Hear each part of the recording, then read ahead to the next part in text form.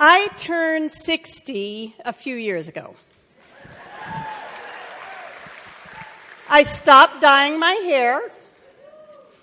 I designed my own party. I told my husband where I wanted it, how I wanted it, and who I wanted to be there. I got what I wanted.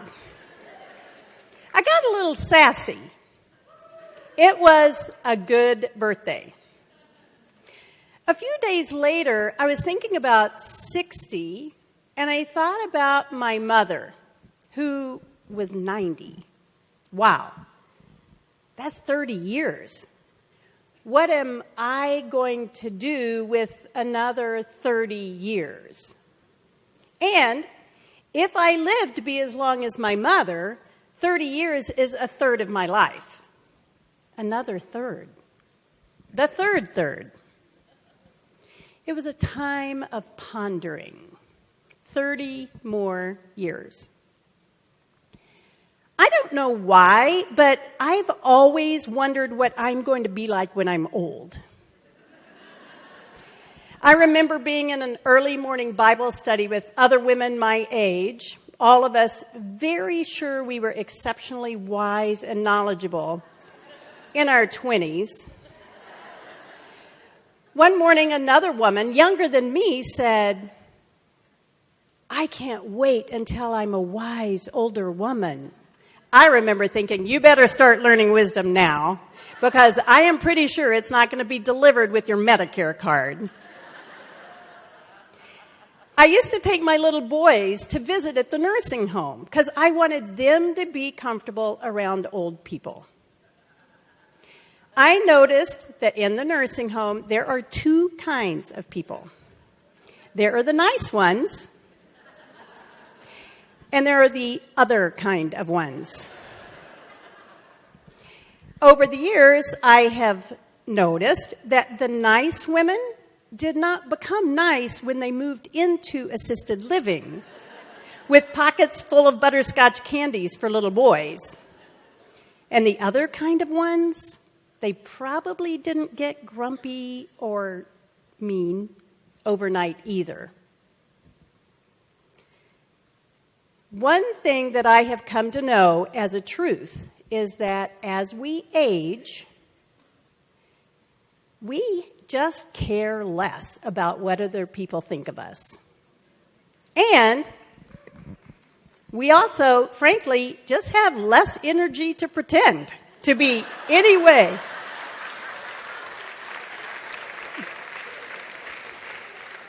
To pretend to be any other way than who we really are at our core. So it matters what we're like in our first third and our second third. Because when we're in our third, who we really are is just going to sort of seep out of us. Which old woman will I be? It's a big question. I've answered that question for myself by saying that I want grace and truth to seep out of me now and when I'm really old. Now, if I were to get a tattoo, which I'm pretty sure I won't,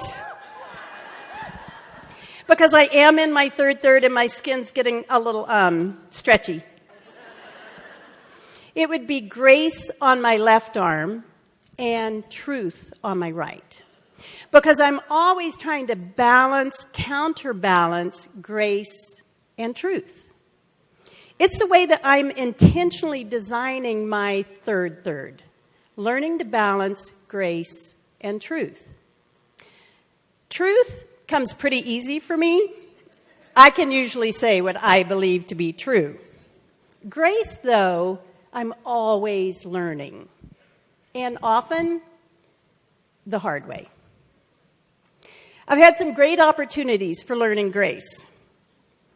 It took grace to stay in a marriage to a man who was in a very difficult career environment and who was depressed for most of, the first 35 years of our marriage.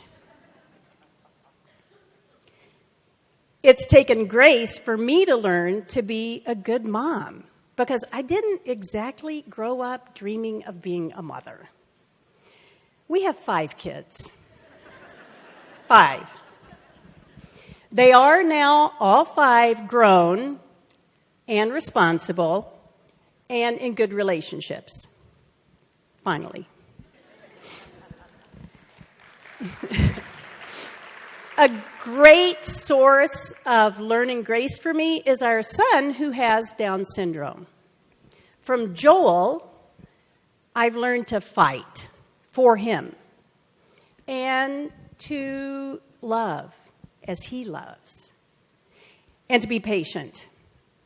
Sometimes patient with Joel, but more often patient and gracious to people who are unkind. I watched Joel be full of grace. More opportunity to learn grace was when I was diagnosed with cancer, when I was pregnant with our youngest child, only daughter, who has been a delight in every way, and who's sitting right over there. I kind of had to say that, but it is really true, Anne. Not long after that, it took 2.5 years for me to be diagnosed with a neuromuscular disease that had me in a wheelchair part-time for family outings. The women who were close to me during that time, for 2.5 years, told me there was probably nothing really wrong with me. I learned to respond to them with grace, but it was hard. When I decided that I would extend grace to our oldest son when he was struggling with addiction, it was the hardest, I think. I knew that I had said enough truth to this son as I drove him to the airport to catch a plane to go to rehab to see if he would fight his addiction to heroin, learned right here on the streets in Champaign. I knew I had to show him grace and love. Truly, I could not have done that if I had not been intentionally learning grace. Learning grace the hard way has just sort of been my life. I learn the hard way for some reason. I don't know why, but I wanted to learn grace, so I stuck it out. Grace, patience, forgiveness. This is part of who I am now and what I'm taking with me into my third. Not because I was born this way, but because I know what I want to ooze out of me when I no longer have the energy or care to pretend to be any way other than who I really am at my core. So, I'm almost 5 years into my third, and I am having fun.